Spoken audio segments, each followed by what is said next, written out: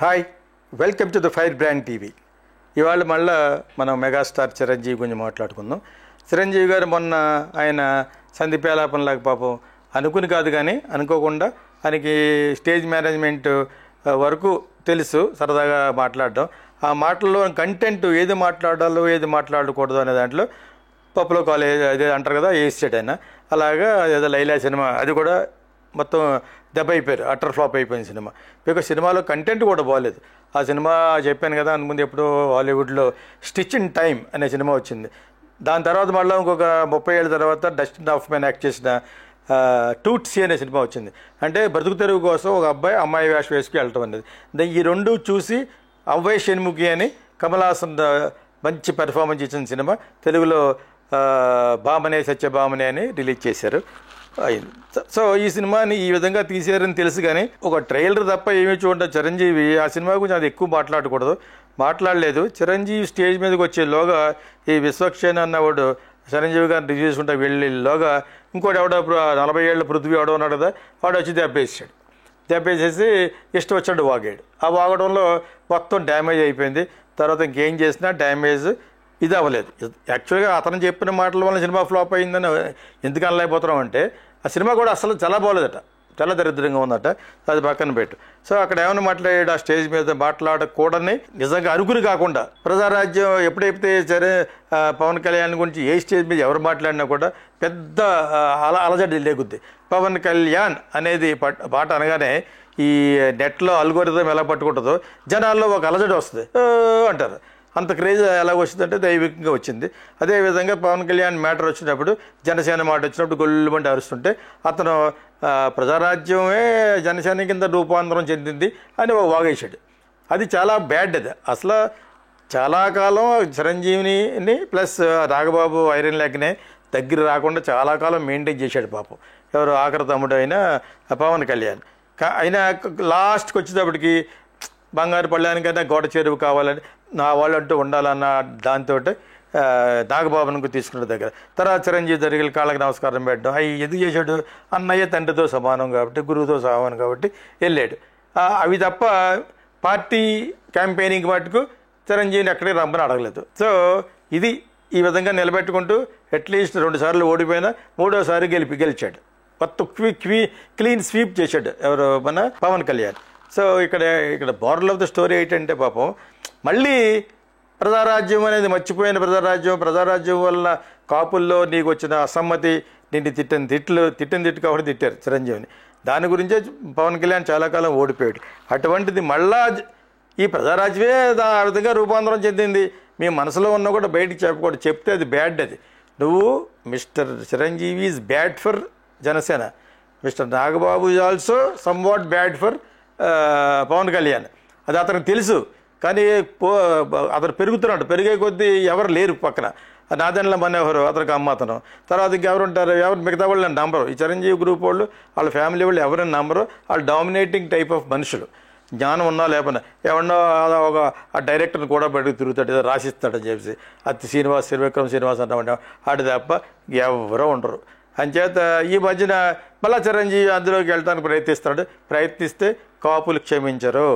ఆయన వెనకాల ఉండి బ్యాక్గ్రౌండ్లో ఉండి గాడ్ ఫాదర్లో ఉంటే తప్పితే he will not been excused by కాపూస్. అంచేత ఇది రియలైజ్ అవ్వాలి. ఎవరో తెలుసు, ఎవరో మన పవన్ కళ్యాణ్కి తెలుసు చిరంజీవిని నాగబాబు కూడా రావటం వలన it gives a bad effect, definitely bad impact ఇన్ని వస్తాయి. సో ఇక్కడ మనం తెలుసుకోవాల్సింది ఏంటంటే పవన్ కళ్యాణ్ మళ్ళా వీళ్ళని కానీ కూడా తీసుకెళ్తే బ్యాడ్ కాబట్టి it is better to shut there mouth, అన్నీ ముసుగు కూర్చోవడం మంచిది చిరంజీవి. మరి మోడీ గారు సపోర్ట్, మోడీ గారికి ఇన్ని తెలియవు. మోడీ గారికి ఏం తెలుసు, అసలు చిరంజీవి అనే మెగా ట్రీ వల్లనే ఎంతమంది ఉన్నారో అక్కడ. ఈ పవన్ కళ్యాణ్కి కూడా అతని వల్లనే వచ్చిందని అనుకుంటున్నాడు. కానీ దాని తర్వాత ఇండివిజువల్గా పవన్ కళ్యాణ్ పెరిగిపోయాడు అన్న విషయం ఆయనకు తెలీదు. అంత ఎక్కువ మెటిక్యులస్గా ఈ డైనమిక్స్ తెలియదు. ఎక్కడన్నా ఎవరు చెప్తారు, ఎవరు ఇద్దరు ముగ్గురు బీజేపీ వాళ్ళు రెడ్డి గారు ఎవరెవరు చెప్తారు. వాళ్ళకి ఏం తెలుసు, వాళ్ళకి ఎగ్జాక్ట్గా ఎనాలిసిస్ ఆఫ్ ఈ కాపు ఇది తెలియదు వాళ్ళకి. అది ఇంకా చిరంజీవి వల్లే వీళ్ళందరూ ఉన్నారా అని అనుకున్నాడు. అది కాదు, చిరంజీవి వల్ల కాదు. పవన్ కళ్యాణ్ వల్లనే చిరంజీవిని కూడా ఏమైనా గౌరవిస్తారు. అయితే చిరంజీవి రీచింగ్ 70 years కాబట్టి ఆయన ఏదో అప్పుడప్పుడు ఒక సినిమా చేసుకుంటే బెటర్. అలాగే కానీ ఎవ్రీ ఇయర్ నేను 2 సినిమాలు చేసేస్తాను ఆ టైపులో ఆయన చేయాలనుకుంటున్నాడు. అవి చూడరు. అది ఎఫెక్ట్ ఎవరికి ఇస్తుంది తెలుసా? రామ్ చరణ్కి ఇస్తుంది. వాళ్ళ అబ్బాయిది కూడా మొన్న అంత డిజాస్టర్ అయిపోవడం కావడం రాను అతని సినిమాలు కూడా చూడకపోవచ్చు. అంచేత అది కాపాడుకోవాలంటే ఈ has to be very behave himself. అన్నీ మూసుకుని కూర్చున్నట్టుగా మన భాషలో చెప్పాలంటే ఉంటూ వీళ్ళందరినీ బ్లెస్ చేయాలి. నేను ఇంకా చిన్నపిల్లవాళ్ళలాగే ఇంకో మీటింగ్లో కూడా ఇది వాగాడు. అది కూడా ఉద్దేశపూర్వకంగా అనలేదు పాపం అందరం. అది జెండర్ ఈక్వాలిటీ, స్త్రీలింగం పులింగం మీద బ్యాడ్ ఇంపాక్ట్ వచ్చేసి నేషనల్ మీడియా అంతా దుమ్ము దులిపేసింది. మా ఇంట్లో నాకు అప్పుడప్పుడు అనిపిస్తూ ఉంటుంది, విమెన్స్ హాస్టల్లో ఉంది, రే బాబు కొనరా బాబు ఒక అబ్బాయిని కనరా అని అతను అన్నట్టు అది నేషనల్ మీడియా అంతా తప్పు అయిపోయింది. అతను యాక్చువల్గా తప్పు ఉద్దేశంతో అనలేదు, నిజంగా అతను ఫీలే అన్నాడు. సరదాగా పొద్దున్న లేచిన కానించి తాతయ్య అది ఇది అంటా వచ్చేవాళ్ళు ఉంటారు కాబట్టి పిల్లలంతాను ఇదంతా ఒక హాస్టల్లో ఫీల్ అయినా అన్నాడు యాక్చువల్గా. సో ఇది ఒక పెద్ద బ్యాడ్ చేస్తారు. ఇది బట్టుగా అతను ఆచితూచి మాట్లాడదు అనుకుని అనలేదు యాక్చువల్గాను. బట్ ఒక స్టేజ్కి వెళ్ళిపోయిన తర్వాత నేను ఇంకా వీళ్ళు ఎవరో చెప్తే అంత ఎఫెక్ట్ ఉండదు. చిరంజీవి ఒక పెద్ద స్టార్ అయిపోయాడు. 250 films ఏదో చేసాడు, 200 films అనుకుంటా, రీరింగ్ ఇవన్నీ చేసేసిన తర్వాత what kind of image as all over. ఒక పాలిటిక్స్లో మట్టుకు తప్పు చేసాడు కాబట్టి ఒక గుడ్డు బ్యాడ్ అగ్లీ అన్ని రకాల ఇమేజ్లో ఉన్నవాడు చిరంజీవి. ఎంతైనా పెద్దవాడు, ఉన్న ఆర్టిస్టులు అందరిలోకి వయసులో పెద్దవాడు, పెద్ద ఇమేజ్ ఉన్నవాడు. అన్నంత మాత్రం అన్ని సినిమాలు చూసారు. ఎవరు చూస్తారు? ఇప్పుడున్న జనరేషన్కి రామ్ చరణ్ ఫాదర్ అంటారు యాక్చువల్గా.